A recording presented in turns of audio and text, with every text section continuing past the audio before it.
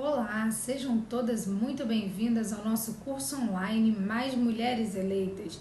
Eu sou a Priscila Marins, advogada, presidente da Comissão de Direito Eleitoral da 12ª Subseção da Ordem dos Advogados do Rio de Janeiro, Campos dos Goytacazes. Vocês terão agora uma aula sobre comunicação e campanha nas redes sociais. Será ministrada pela doutora Evelyn Melo Silva, advogada, membro da Comissão de Direito Eleitoral e da Comissão de Proteção de Dados e Privacidade da OAB do Rio de Janeiro, membro da Academia Brasileira de Direito Eleitoral e Político, a ABRADEP, membro da Comissão do Direito das Mulheres, Instituto Brasileiro de Pesquisa e Estudo Jurídico, e fundadora da Associação Brasileira de Juristas pela Democracia e do Movimento da Mulher Advogada, especialista em Direito Administrativo, Criminologia, Direito e Processo Penal. Tenham todas uma excelente aula.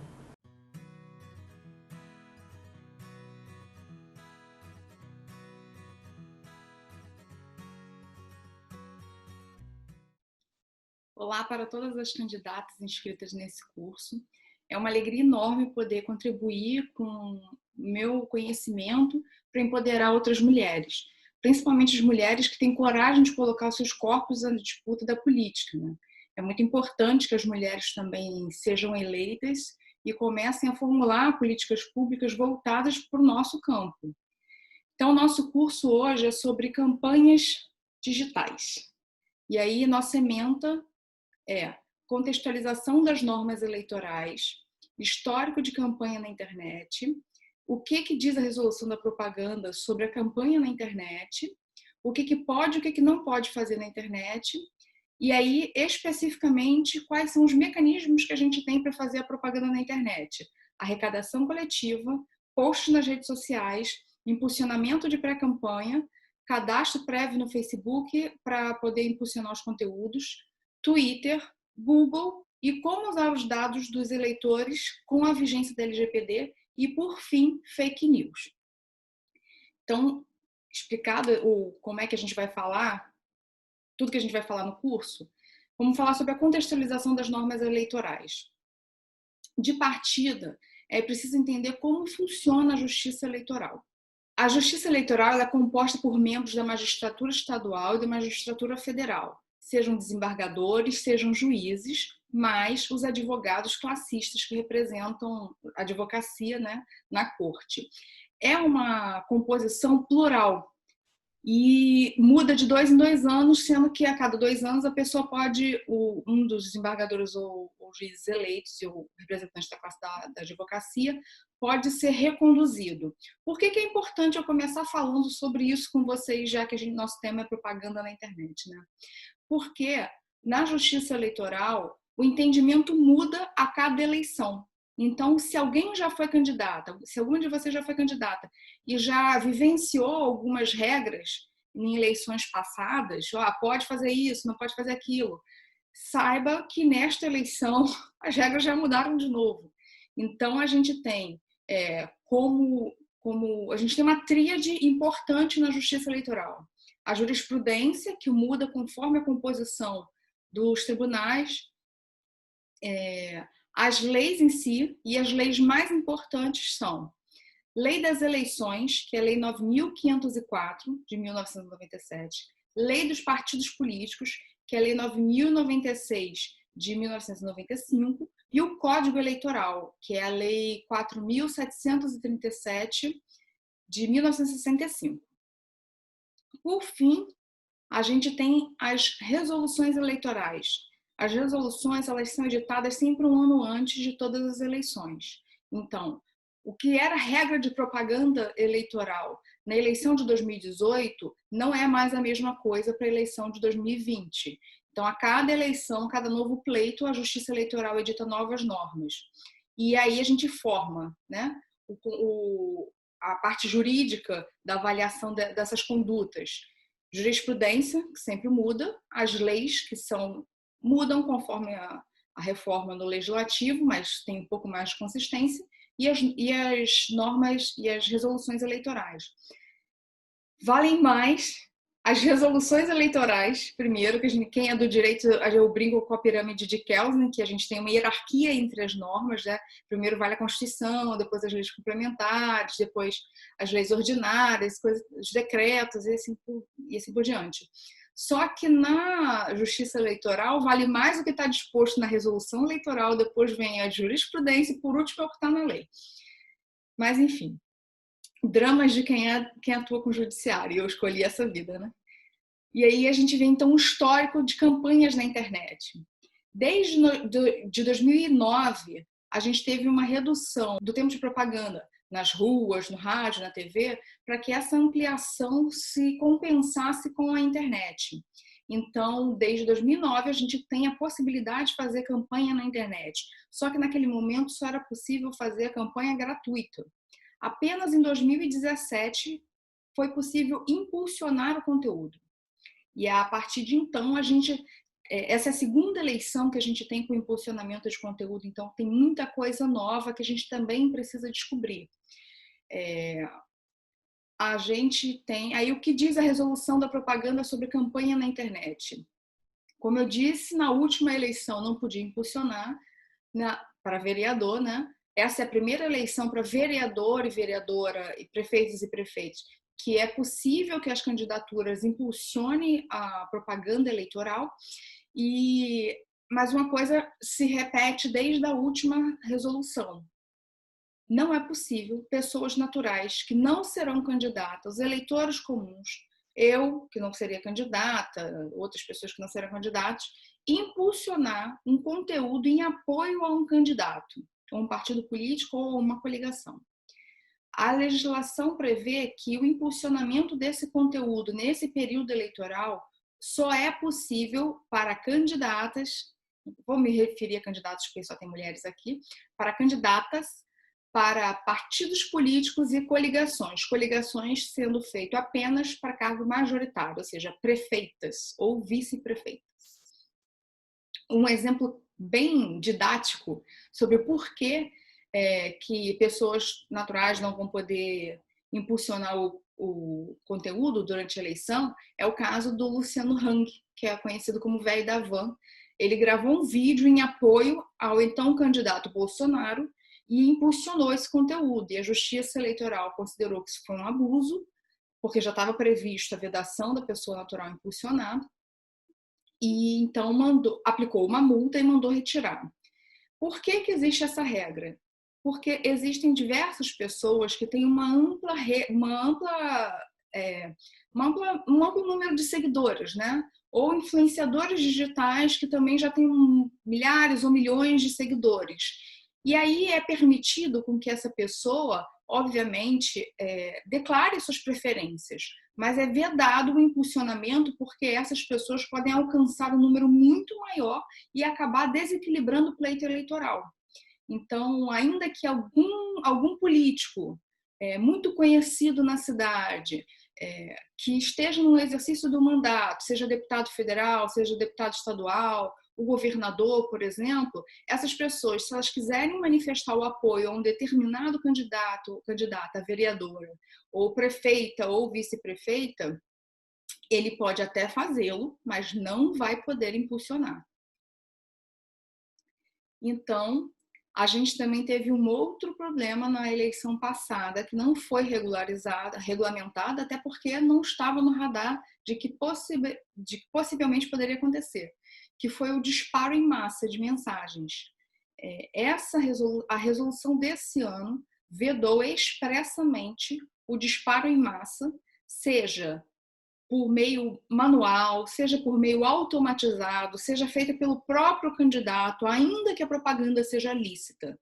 Como uma medida de contenção, a Justiça Eleitoral optou por vedar de todas as formas que qualquer candidato, partido ou coligação, e principalmente também pessoas naturais, que não serão candidatos, eleitores e eleitoras, que disparem em massa conteúdo.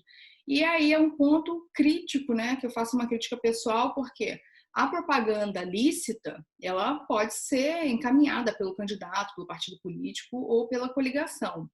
E não existe uma definição específica do que é disparo em massa. Então, a gente fica numa situação em que é melhor prevenir do que remediar, porque tem previsão de multa, dependendo do valor que é empregado na contratação desse serviço, que já é abusivo, ainda pode incorrer em abuso de poder econômico, que pode resultar numa cassação de mandato e numa inelegibilidade. Não só no abuso de poder econômico, como o uso abusivo dos meios de comunicação, e esse é um uso abusivo dos meios de comunicação, porque é expressamente vedado. Mas aí eu digo aqui, não pode isso, não pode aquilo. Então vocês me perguntam, o que eu vou poder fazer de campanha na internet, principalmente nesse momento de pandemia?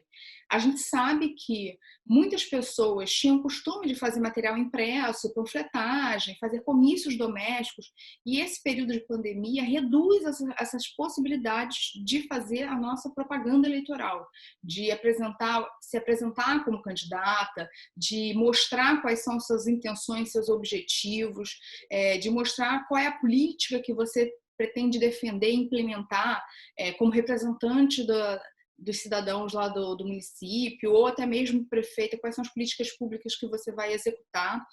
Então, como fazer isso, como se mostrar, como se tornar conhecida para aquelas que também não são tão conhecidas nesse momento.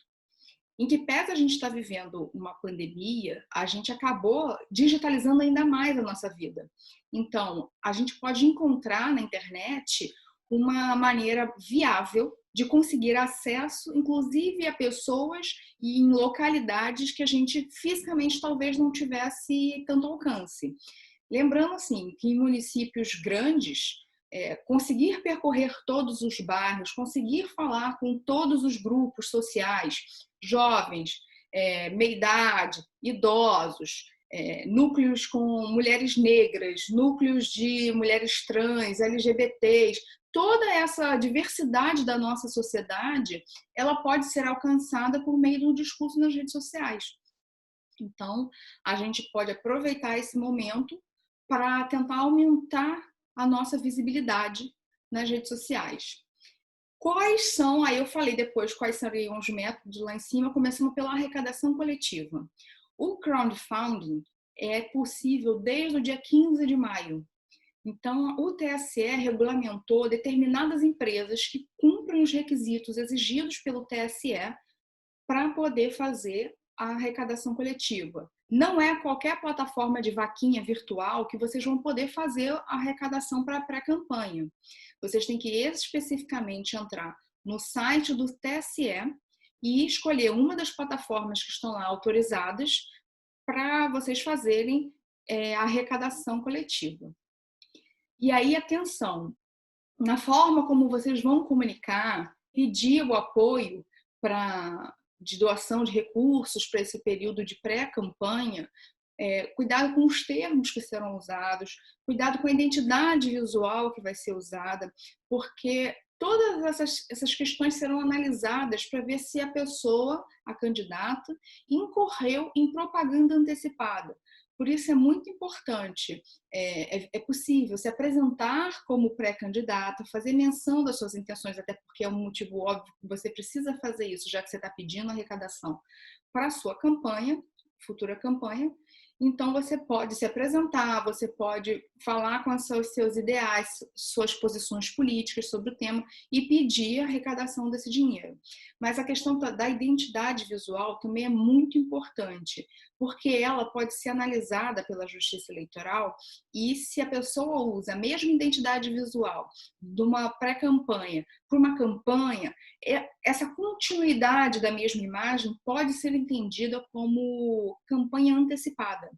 E aí incide desde multa por propaganda antecipada e dependendo da forma como é feita, teve muita tecnologia, teve vídeos maravilhosos, gastou muito com uma empresa contratando um recurso super sensacional. Isso também pode acabar incorrendo em abuso de poder econômico, que aí, de novo, chega ao fato de, se você for eleita, pode ter uma cassação de mandato, mas se você ainda não tiver eleita, pode ser sancionada com uma inelegibilidade por até 8 anos. Então, vocês podem começar a arrecadar. Até o dia 27 de setembro, vocês não têm acesso a esse dinheiro até o momento do registro da candidatura. vocês vão ter confirmado esse dinheiro no momento do registro da candidatura, porque se vocês são pré-candidatas agora, mas não confirmarem, não forem aceitas como candidatas, esse recurso vai ser devolvido para as pessoas que doaram. Então, vocês não vão ter acesso de qualquer maneira. De toda forma, confirmando o registro de candidatura, vocês só terão acesso a partir do dia 27 de setembro, que é quando começa o período da propaganda eleitoral. E aí, como eu já disse, vocês não podem pedir voto na plataforma, e vocês já tiveram, salvo engano, uma aula passada sobre planejamento financeiro, então não vou me aprofundar muito nesse tema. Nosso segundo tópico, posts nas redes sociais. Nesse período de pré-campanha, vocês devem estar atentas para não incorrer em campanha antecipada, em propaganda antecipada. Como a gente faz isso? O primeiro item é óbvio, todo mundo já cansou de falar, não pedir voto. Então, o pedido explícito de voto configura propaganda antecipada. Mas a Lei das Eleições, a Lei 9.504, o artigo 36A, ele estabelece o que a pessoa pode fazer, o que a candidata pode fazer nesse período que antecede a propaganda eleitoral. E aí eu vou pedir licença para ler, né, o artigo, porque é muito importante a gente saber os termos da lei. Porque se alguém ainda não estiver com apoio jurídico, se alguma candidata estiver fazendo sua pré-campanha sem uma orientação jurídica, ela tem que estar muito atenta ao 36A da Lei das Eleições, porque ali é um balizador do que pode ser compreendido como possível e o que pode ser compreendido como campanha antecipada. Lembrando que, além de não pedir votos diretamente, a jurisprudência da Justiça Eleitoral indica algo que ela chama de palavrinhas mágicas. São falas que vocês também não podem dizer, porque pode incorrer em propaganda antecipada.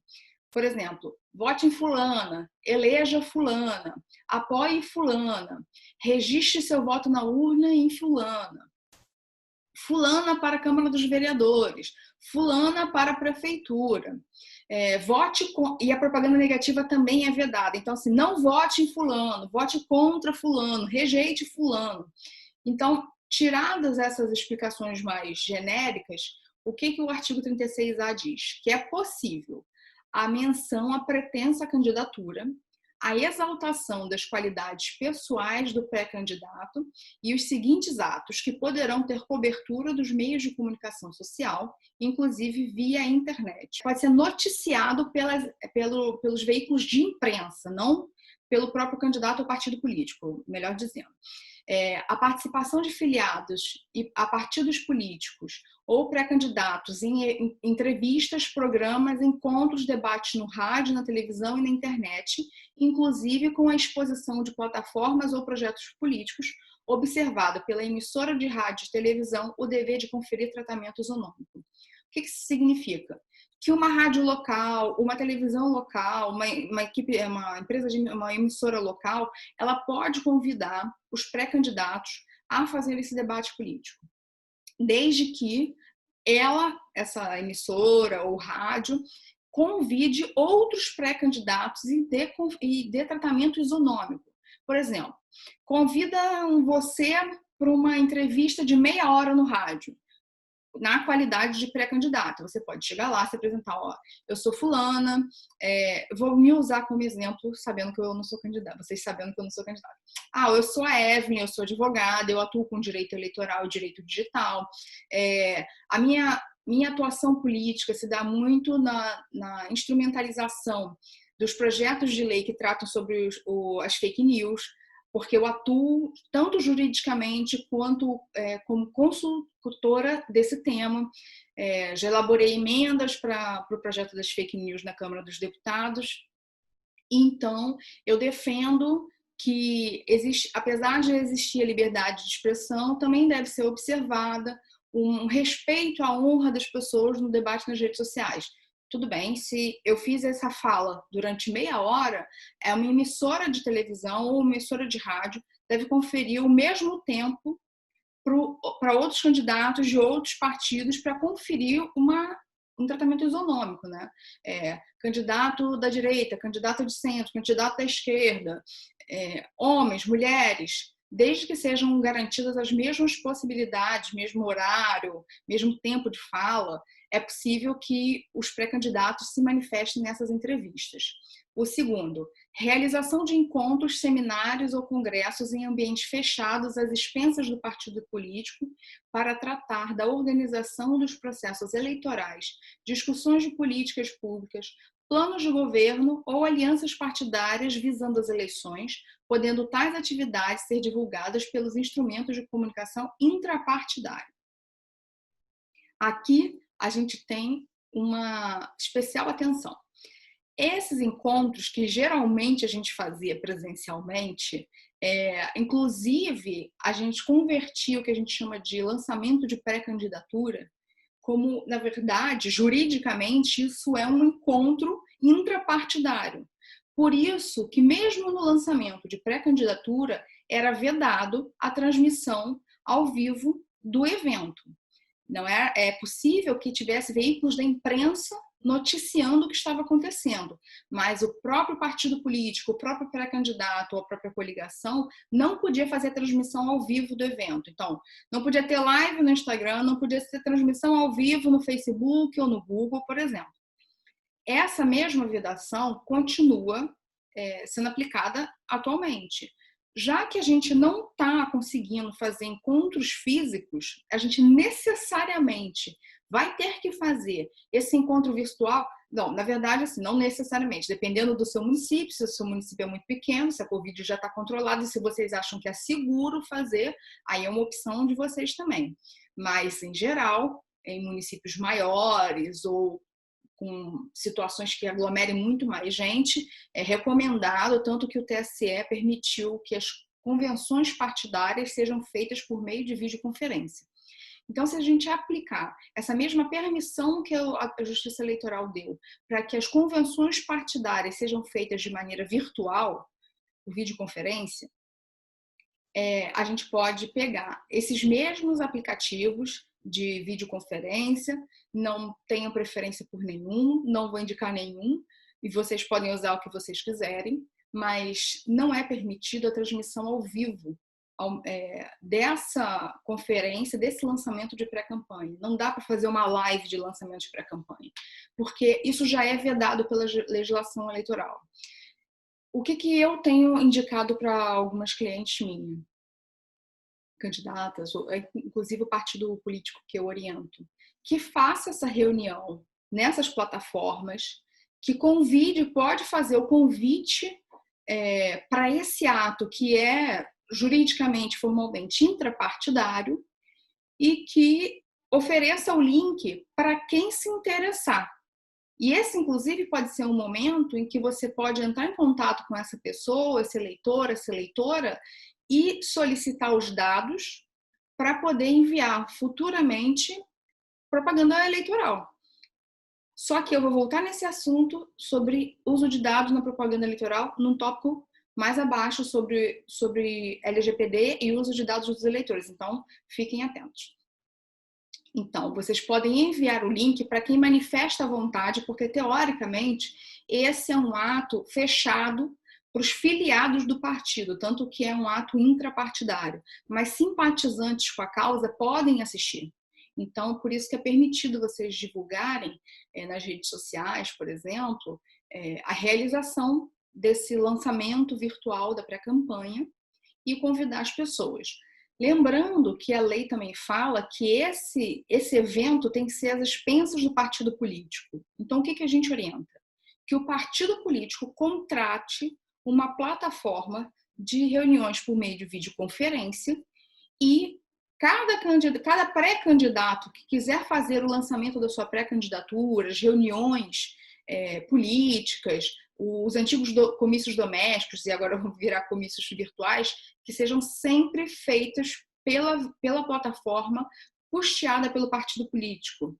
Por quê? Porque a gente não tem jurisprudência a respeito, é tudo muito novo.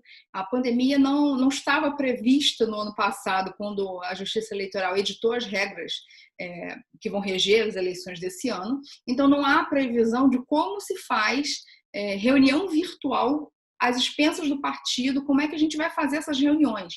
Então, seguindo uma lógica, que se o partido teria que contratar um espaço físico, alugar um espaço físico para que essa reunião fosse feita, a gente tem estendido e orientado as candidatas e candidatos que realizem essas reuniões na plataforma custeada pelo partido, porque se porventura for entendido que seria um gasto irregular do pré-candidato, sendo um gasto feito pelo próprio partido, tem uma defesa jurídica dizendo que o custo foi aparcado pelo próprio partido político. Então, inciso 3. Realização de prévias partidárias e respectiva distribuição de material informativo, a divulgação dos nomes dos filiados que participarão da disputa e a realização de debates entre os pré-candidatos. Essa é um ato também intrapartidário. Então, divulgação de nomes, participação, distribuição de material informativo, isso tudo tem que ficar no âmbito interno dos partidos, nos meios internos do partido. Então, por exemplo, os partidos podem mandar essas documentações por e-mail, grupos de WhatsApp, grupos de Telegram. Essa é uma comunicação interna. Não é possível distribuir material com nome, com possível número de candidato, de maneira para fora, né? Então, esse é um material estrito para circulação interna. Divulgação de atos parlamentares e debates legislativos, desde que não se faça pedido de votos. Para quem é vereadora, que já está no exercício do mandato e vai concorrer à reeleição, ou para quem já é prefeita e vai concorrer à reeleição, é possível divulgar suas falas no plenário, suas falas públicas em algum exercício lá do poder executivo. Isso tudo é permitido, não configura propaganda antecipada, desde que, obviamente, não tenha pedido de voto. Divulgação de posicionamento pessoal sobre questões políticas, inclusive nas redes sociais. Óbvio que você pode se manifestar sobre o que está acontecendo na sociedade, até porque a gente vive num conflito numa situação tão adversa, e ainda mais para quem é do Rio, está vivendo a emoção de ter um governador afastado. Então, são situações políticas. A pandemia por si só já dá carta para manga para a gente poder se manifestar politicamente, seja do campo de vista econômico, da saúde, da assistência social, especificamente no estado do Rio. A gente ainda tem agora o afastamento do governador, a crise que se instaurou de desvio de verba, suposto desvio de verba da área da saúde, como o governo tem atuado no combate à pandemia. Então, óbvio que as pré-candidatas podem falar sobre isso, desde que no final não faça uma propaganda negativa contra o governador, né? Até porque, na verdade, ele nem é candidato, mas o partido político pode intentar alguma ação por propaganda negativa, mas existe um limite do que é a crítica política. Então, a crítica à atuação política ela é permitida. A desqualificação ofensiva de algum pré-candidato ou candidato, isso também não é possível. Isso configura propaganda negativa e a Justiça Eleitoral veda. Realização às expensas do partido político de reuniões de iniciativa da sociedade civil, de veículos ou meios de comunicação ou do próprio partido, em qualquer localidade para divulgar ideias, objetivos e propostas partidárias. O que isso pode significar? Uma coletiva de imprensa, por exemplo, só que para manifestar as intenções de como foi os resultados das prévias partidárias, coisa e tal. Lembrando que isso tem que ser às expensas do partido. Então, agora, como a gente recomenda assim, né, não se aglomere as pessoas e a gente não vai ter a possibilidade de alugar um espaço, um auditório ou algo que seja, para fazer essas atividades de divulgação das questões políticas do partido, Voltando, nos aplicativos de videoconferência, às expensas do partido, é possível fazer essa interação com os meios de comunicação, perguntando quais são as intenções do partido, qual é a chapa que pretende lançar, como vai atuar na distribuição dos recursos ou não. Isso aí os jornalistas podem fazer a pergunta que quiserem lá para os dirigentes partidários. E, por último, é permitida a campanha de arrecadação prévia de recursos na modalidade prevista no artigo lá que fala exatamente do financiamento coletivo, crowdfunding, que eu já mencionei. Como aí eu deixei por último, ressaltando, porque tem um inciso final no artigo 36A que fala: é vedada a transmissão ao vivo por emissoras de rádio e televisão das prévias partidárias, sem prejuízo dos outros meios de comunicação social. Por isso que não pode ter transmissão ao vivo de lançamento de pré-candidatura. Agora a gente vai entrar no terceiro tópico. O primeiro foi financiamento coletivo. O segundo foi posts nas redes sociais, o que pode fazer na pré-campanha, né? Basicamente pré-campanha, porque na campanha você pode fazer pedido de voto, apresentar suas propostas. Lembrando que só não pode fazer propaganda negativa, porque isso é vedado. Propaganda negativa aqui não é a crítica política, ainda que seja ácida. Propaganda negativa são as ofensas que podem até incorrer em crime contra a honra. Então, o terceiro tópico do que pode fazer nessa campanha digital é o impulsionamento na pré-campanha. Esse ponto é extremamente polêmico e quem é candidata no Rio de Janeiro tem que redobrar, quadriplicar a atenção. Não tem vedação legal para o impulsionamento de pré-campanha, de conteúdo nesse período de pré-campanha. E temos um precedente do ministro Luiz Roberto Barroso, que é o atual presidente do Tribunal Superior Eleitoral, dizendo que, se respeitadas as regras do 36A, essa que eu acabei de ler para vocês e a gente foi batendo ponto a ponto, desde que sejam empregados recursos módicos, pode ser feito. Nesse ponto, o que são recursos módicos? Não tem uma definição do ministro nesse julgado. O que ele orientou? Que seja feito recursos módicos de acordo com o homem médio. Como somos mulheres, então a gente tem que dizer que tem que ser feita recursos módicos com a média da população, uma pessoa média.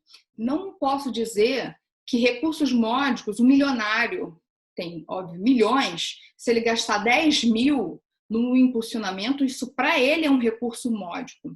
Só que no corpo da sociedade, 10 mil é um valor exorbitante de impulsionamento.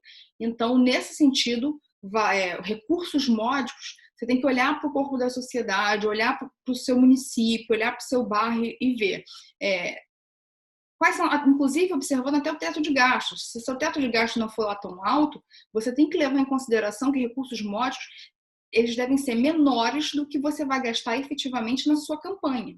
Então, você ainda leva em consideração que se você vai gastar, sei lá, 10 mil reais de impulsionamento na campanha, você tem que gastar um valor bem menor na sua pré-campanha. Mas aí eu tenho uma triste notícia para quem é do Rio de Janeiro, como eu. O nosso glorioso Tribunal Regional Eleitoral respondeu uma consulta de um partido político que indagava se era possível impulsionar conteúdo nas eleições. O tribunal respondeu negativamente, considerando que se trata de uma propaganda antecipada.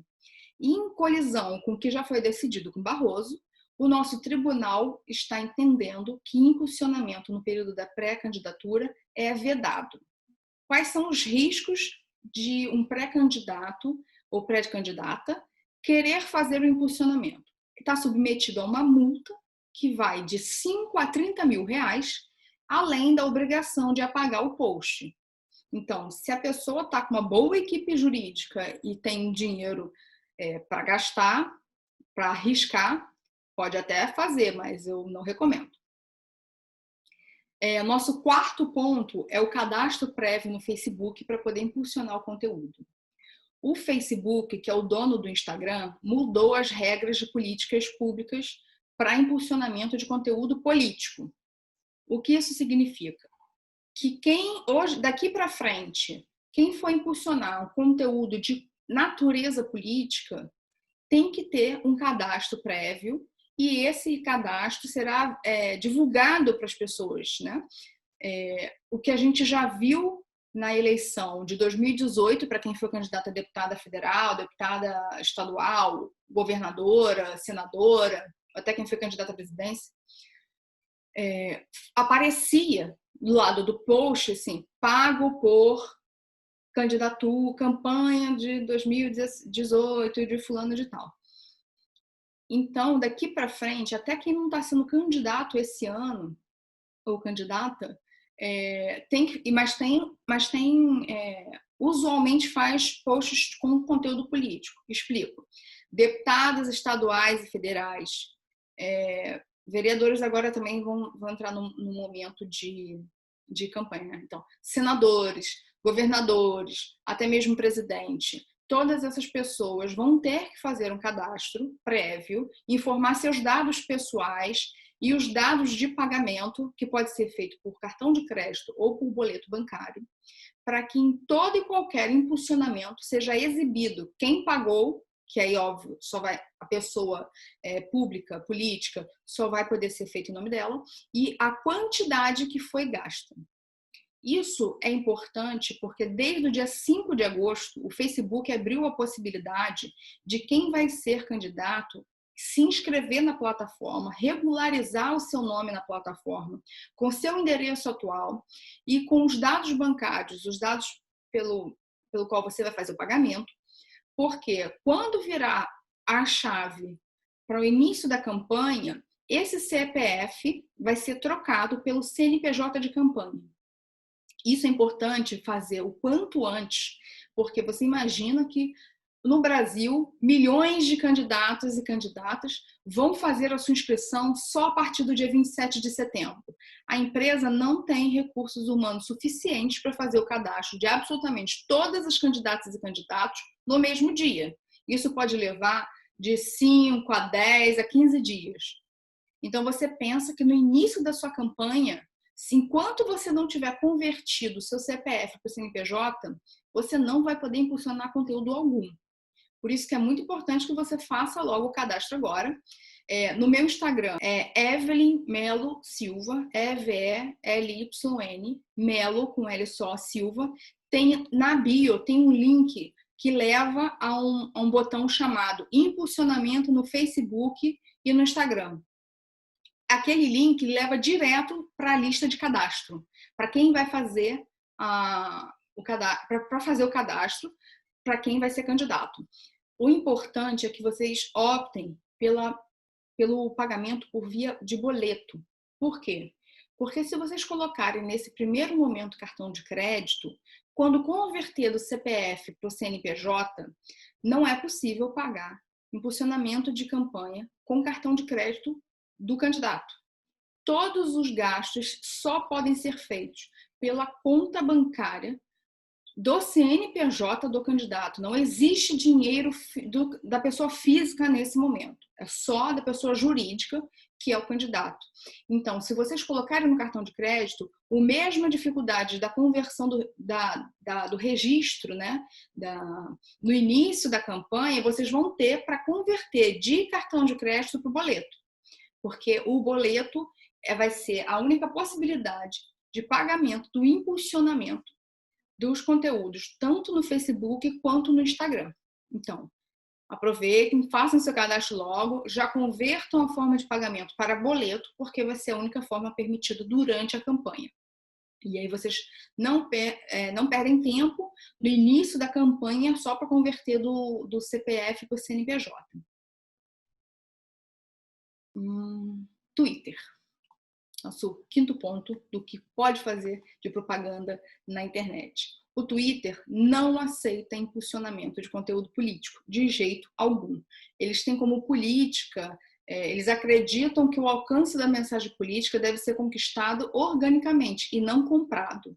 E aí entendem que conteúdo político é todo aquele que menciona um candidato, um partido político, um funcionário do governo, eleição, referendo, votação, legislação, regulamento, resultado judicial. Ele entende todo esse contexto como um conteúdo político. Então, especificamente, quem é pré-candidata não vai poder impulsionar o seu conteúdo no Twitter. Na verdade, se for eleito, também não vai poder impulsionar. Então, tomara que vocês não possam impulsionar o conteúdo depois, porque vocês serão eleitas. Nosso sexto modo de fazer campanha na internet é por meio do Google. O Google, ele tem uma aplicação de busca que permite a priorização do resultado. Óbvio que mediante pagamento.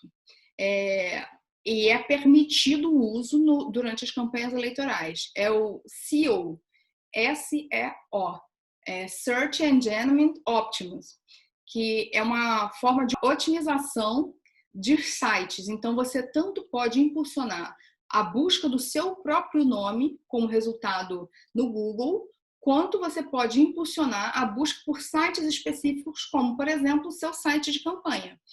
Vamos supor se eu fosse candidata. Aí seria www.evelynmelovereadora.com.br. Seria o meu site de campanha.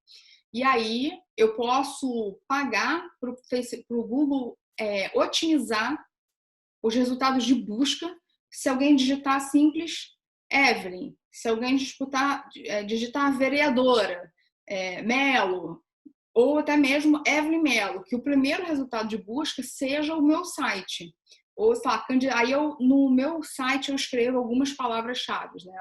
Eu tagueio, não sei se vocês sabem o que é taguear, mas taguear é marcar palavras-chave que podem facilitar o resultado de busca, redirecionando o conteúdo para você. Então, vamos supor, vocês vão taguear candidatas mulheres, plataformas feministas, vereadora. Então, vocês podem usar essas palavras-chave e elas vão facilitar com que o resultado de busca, até mesmo com esses termos genéricos, levem até vocês. Esse SEO, ele tanto vale para o Google quanto para o Bing. O nosso sétimo ponto é como usar os dados dos eleitores e a Lei Geral de Proteção de Dados. Lembra que lá anteriormente eu falei que quando vocês forem divulgar o link para a transmissão do lançamento da pré-candidatura, vocês poderiam solicitar os dados pessoais. Vocês poderiam coletar esses dados. Qual é a atenção que a gente tem que ter agora? A Lei Geral de Proteção de Dados está em vigor e ela diz que ela protege os dados pessoais das pessoas contra o uso indevido ou não autorizado. Então, ela diz que a solicitação desses dados deve vir com uma explicação acessível e informada sobre o que você vai fazer com esses dados. Então, se você está coletando, nesse momento, nome completo, endereço, meio de comunicação, WhatsApp, e-mail, redes sociais, esses dados, eles vão ser tratados na medida em que vocês vão colocar num banco de dados e redirecionar conteúdo político para essas pessoas. Isso significa que vocês têm que informar para essas pessoas que uma vez que elas preenchem esse banco de dados, elas têm que consentir com a possibilidade de que você vai enviar propaganda eleitoral para ela. Se não existir nenhum campo, nada informando para a pessoa por que você vai usar, você não deve encaminhar propaganda eleitoral para ela. É triste a realidade, às vezes, eu sei que é muito chato, às vezes, ter que ficar explicando ponto a ponto.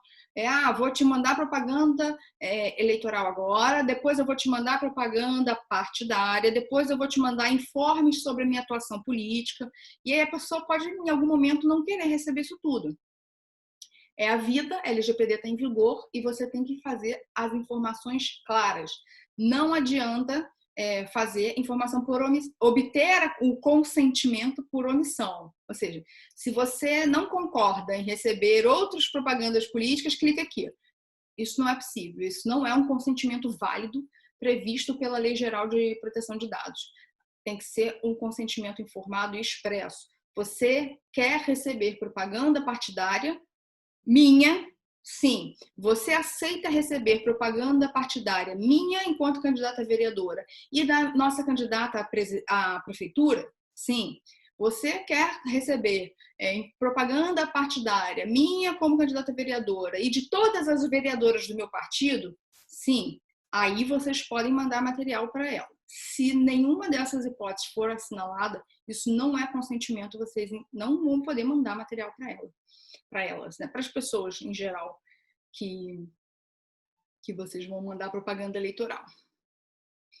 Uma outra coisa importante que é exigido pela resolução da propaganda, que é o mecanismo de opt-out, que é uma opção de descadastramento. Ainda que no primeiro momento a pessoa consinta em receber a propaganda eleitoral, se ela achar que está sendo demasiadamente importunada com uma série de propagandas reiteradas, que todo dia chega uma mensagem, todo dia chega um e-mail, ela não está mais a fim de receber aquela propaganda, ou até mesmo ela se cadastrou por curiosidade, queria conhecer a sua plataforma, não gostou, e aí não quer mais receber essa propaganda, tem que ter uma possibilidade de descadastramento. Se for por e-mail, tem que descadastre aqui. Se ela estiver num grupo de WhatsApp, ou se você estiver mandando um WhatsApp diretamente para essa pessoa, em todo final de mensagem tem que ter algo no sentido de propaganda da candidata tal, evento tal, blá, blá, lá no último, assim. Se você não deseja mais receber essas mensagens, digite 0, digite sair, digite qualquer coisa.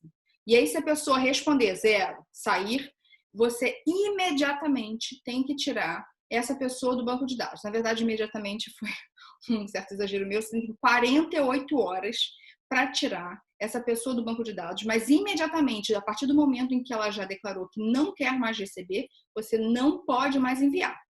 E aí você tem até 48 horas para apagar todos os dados dessa pessoa do seu banco de dados. Porque se esses dados estiverem com você, eles são guardados indevidamente, e aí você, nesse momento de legislação eleitoral, você pode até ser multado pela propaganda irregular. Lembrando que as sanções específicas da Lei Geral de Proteção de Dados só vão começar a vigorar a partir de maio de 2021. O nosso último ponto, e provavelmente mais esperado, são as fake news. É a primeira vez que o TSE coloca na resolução da propaganda uma obrigação de checagem de informação para os partidos políticos, para os candidatos e para as coligações. O artigo 9º da resolução da propaganda eleitoral, que é a 23.610 de 2019, dispõe o seguinte: a utilização na propaganda eleitoral de qualquer modalidade de conteúdo, inclusive veiculado por terceiros, pressupõe que o candidato, o partido ou a coligação tenham verificado a presença de elementos que permitam concluir com razoável segurança pela fidedignidade da informação, sujeitando-se os responsáveis ao disposto no artigo 58 da Lei 9.504/97, que é a Lei das Eleições, sem prejuízo de eventual responsabilidade penal. O artigo 58 da Lei das Eleições é o artigo que trata da lei da direito de resposta. Mas vamos dar um passinho para trás. O que é propaganda irregular? Quais são as fake news que são combatidas na campanha, né, durante as eleições? O que nos interessa saber? Fake news, a gente usa esse termo que é mais popular, porque se eu falar fake news, vocês já vão saber do que eu vou falar. Se eu falar desinformação, como inclusive é o que está escrito na resolução, desinformação pode deixar uma ideia mais ampla. A gente pode não conseguir entender tudo que é a desinformação, que é objeto da repulsa pela justiça eleitoral. O que é importante para a gente? As fake news que a gente combate nas eleições, ela é a desinformação, que é justamente isso, você passar uma informação que ela não foi verificada, de uma fonte não checada. Também pode ser uma informação falsa, aí justamente seria fake news. Uma informação descontextualizada também é desinformação. Por exemplo, um candidato ou uma candidata foi condenado por um crime bárbaro há 10 mil anos atrás, tipo, 10 anos atrás, já prescreveu, ele já cumpriu pena, e aí não tem mais nada disso, já cumpriu suas obrigações com a justiça comum, né? E aí você pega essa informação e joga hoje como se ele tivesse acabado de ser condenado, como se ele tivesse acabado de cometer o crime. Então, essa informação descontextualizada pode levar o eleitor a dúvidas. Até mesmo pode manipular a opinião do eleitor, porque um eleitor que acha que suposto crime bárbaro, abjeto, e não queira mais votar em alguém que já praticou aquilo, tudo bem que se a pessoa achar isso, ela não vai votar de qualquer maneira, mas o exemplo talvez não tenha sido lá tão bom, mas sei lá, é uma pessoa que tenha sido acusado de praticar esse crime, mas que ao final foi absolvido. Então, se você joga essa informação, a pessoa só primeiro fica com a informação de que ele foi acusado de praticar esse crime. A informação de que ao final ele foi absolvido pode não chegar para esse eleitor. E esse eleitor vai ficar com a impressão de que aquele candidato é o pior do mundo. Então não vai nem querer, nem saber mais nenhum tipo de informação sobre ele. Por isso que as fake news são combatidas nas eleições.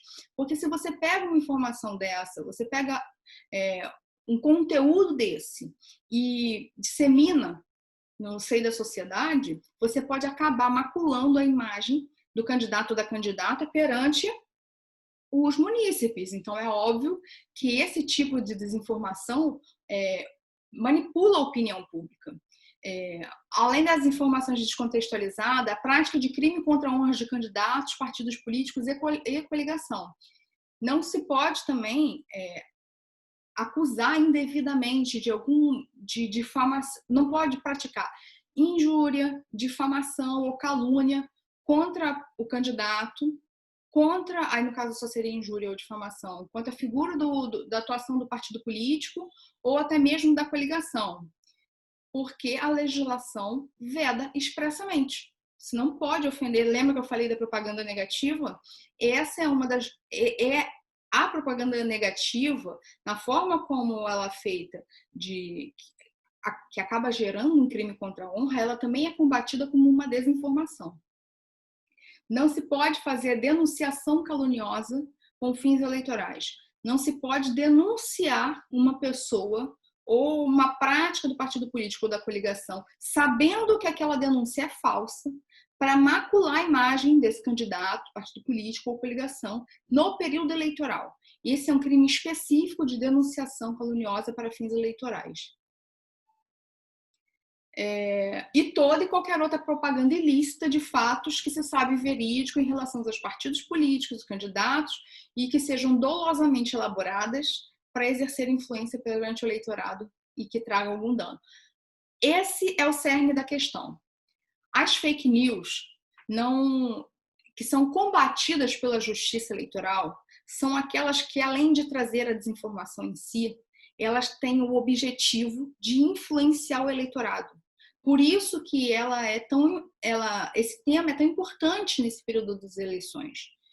Por quê? Porque você pode manipular a opinião de uma pessoa e acabar fazendo com quem ia genuinamente votar no candidato, porque gosta das propostas, gosta das posições políticas, gosta da figura, simpatiza com o partido, coisa e tal, acabe levando aquele eleitor, aquele cidadã, eleitora, a rejeitar esse candidato com um conteúdo que era totalmente falso.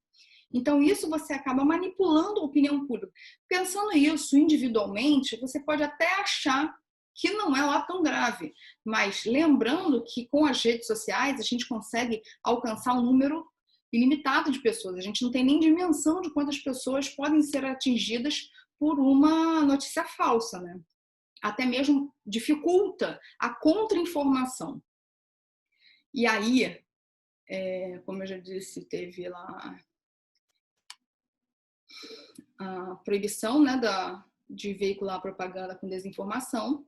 O artigo 58, ele exige que ele permite o direito de resposta de quem for vítima dessa desinformação, ou seja, não só o partido político, coligação ou candidato a candidata que praticar uma desinformação na sua propaganda eleitoral, mas um cidadão comum que também praticar uma desinformação na sua manifestação pública, ela está passível de ser sancionado com o direito de resposta. Isso significa o quê?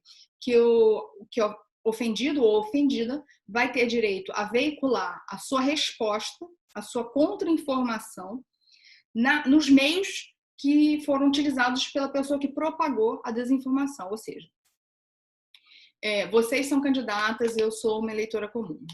Eu veiculo no meu Instagram que vocês são péssimas candidatas, que vocês já praticaram crime e que vocês, sei lá, não estão nem, vocês estão inelegível por alguma condenação de crime financeiro contra a economia pública, contra a ordem econômica. Óbvio que isso é uma mentira. Então vocês vão entrar com uma ação com pedido de direito de resposta contra mim, e aí vocês terão direito a veicular nas minhas redes sociais toda a resposta de como vocês são corretas, como vocês são dignas do cargo que vocês estão concorrendo, como vocês são mulheres preparadas, empoderadas, e é por isso que a gente está aqui conversando, né, fazendo essa aula, e como eu fui completamente equivocada na minha fala, na minha publicação. E isso vai ficar disponibilizado, então todas as pessoas que têm acesso às minhas redes vão ler também. Elas, inclusive, é direito de dizer que esse direito de resposta em razão da condenação que a pessoa que ofendeu fez e perdeu na justiça. O que, inclusive, é uma informação bastante relevante de se colocar para mostrar que a pessoa teve má fé e que foi condenada por isso.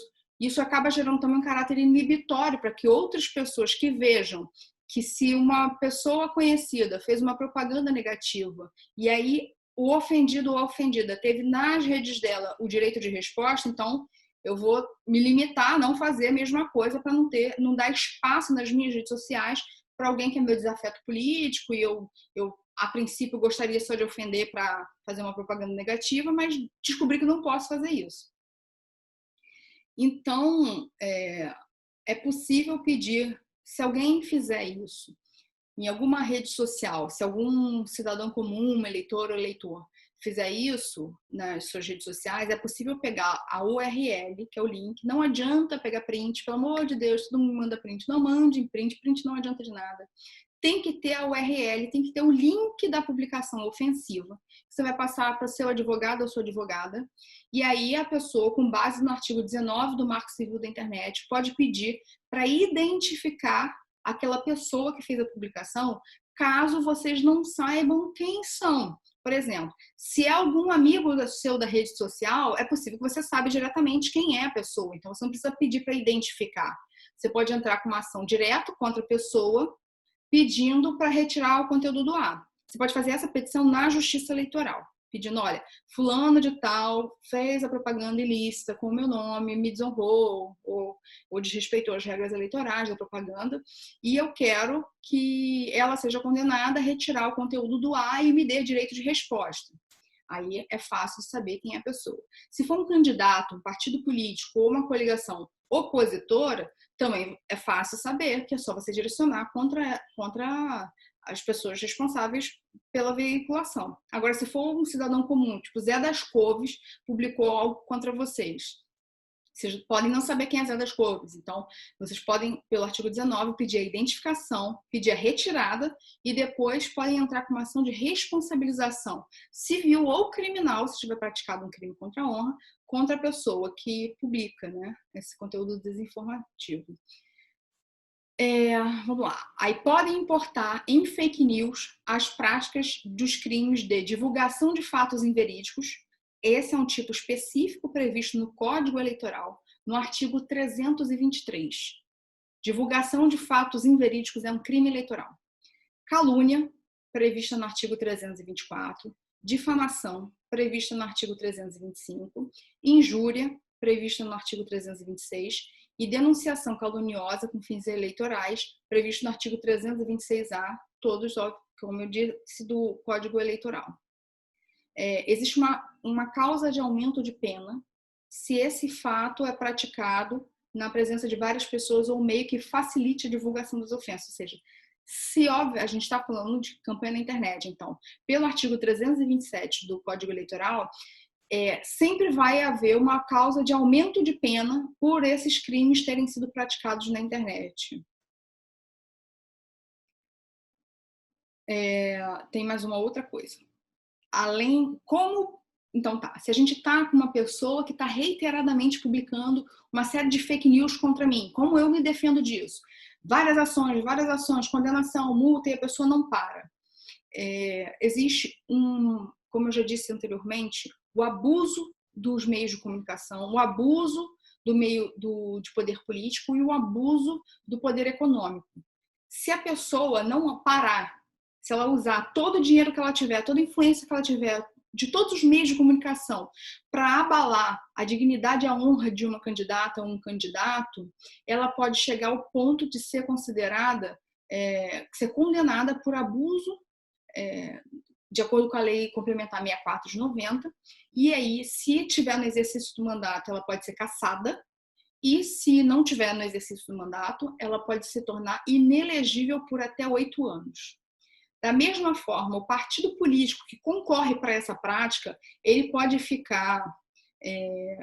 ter as suas funções suspensas da sua atividade eleitoral pelo período de 6 a 12 meses, agravado até em dobro se tiver algum caso de reincidência. Ou seja, por mais que a gente já tenha limitação de imposição de multas e a obrigação da retirada da propaganda irregular do ar, se alguma pessoa continuar reiteradamente, ou até mesmo com o apoio do próprio partido, publicando propaganda negativa, propaganda irregular, o que seja, além das multas, a legislação visa proteger essas pessoas que foram ofendidas ou até mesmo dar um freio para a pessoa que está praticando, seja a pessoa física do candidato ou não da pessoa, que vai ser a inelegibilidade, ela vai ficar 8 anos fora da participação da vida política, seja do partido político que está malcomunado com aquela atitude, ficando 6 meses suspenso com as suas atividades eleitorais, de 6 a 12 meses,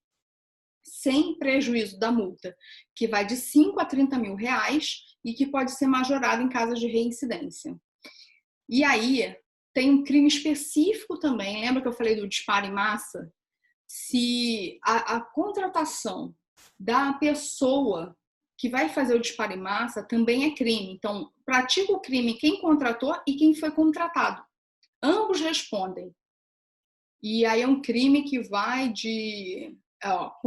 constitui crime a contratação direta ou indireta de grupo de pessoas com a finalidade específica de emitir mensagens ou comentários na internet para ofender a honra ou denegrir a imagem do candidato, partido ou coligação, punível com detenção de 2 a 4 anos e multa de 15 mil a 50 mil reais. Denegrir está na lei, tá? Não é uma expressão que eu uso. Então, minhas queridas, boa sorte na campanha de vocês. Espero que vocês tenham conseguido entender a minha fala rápida ou se sobrar absolutamente qualquer dúvida, como eu já disse no Instagram, está à disposição para vocês me mandarem mensagem box. Já gravei algumas lives sobre propaganda na internet, sobre candidaturas coletivas. Tem alguns posts lá informativos também, tem os artigos que eu publiquei sobre desde o direito eleitoral como no digital. Então vocês fiquem à vontade para entrar em contato. Eu vou ter uma alegria enorme de poder respondê-las sobre qualquer informação a mais que vocês precisarem, ou tirar dúvidas de pontos que não foram abordados aqui, ou até mesmo que eu não consegui me fazer entender para que vocês consigam exercer a campanha na sua plenitude. Então, um beijo, prazer enorme dar aula para vocês, e aí vejam lá no Instagram, Evelyn Melo Silva, aguardo vocês. Tchau, tchau, boa sorte. Espero que vocês tenham gostado da aula. Para confirmar sua participação, envie até o dia 31 de outubro de 2020 um e-mail para maismulhereseleitas@gmail.com com o nome da aula, seu nome completo e o número de seu telefone. Agradecemos a sua participação e esperamos você no próximo módulo.